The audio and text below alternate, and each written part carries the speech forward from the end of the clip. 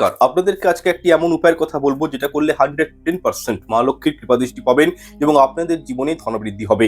এই ক্ষেত্রে 25 গ্রাম অখণ্ড আতপ চাল নিয়ে নেবেন, তার মধ্যে ভালো করে হলুদ মাখিয়ে নেবেন এবং তার সাথে দুটো সবুজ এলাচ নেবেন, দুটো কালো গোলমরিচ নেবেন এবং ফুলযুক্ত লবঙ্গ নেবেন 5টি। এই সমস্ত জিনিসগুলো লাল কাপড়ে পুটুলি করে শুক্রবার দিন সন্ধ্যার সময়ে স্নান করে ঠাকুর ঘরে এই উপায়টি আপনারা করবেন। এই দিন নিরামিষ আহার গ্রহণ করবেন এবং 108 বার পুটুলিটি হাতে স্পর্শ করে শ্রীম এই মন্ত্রটি শুধু উচ্চারণ করবেন।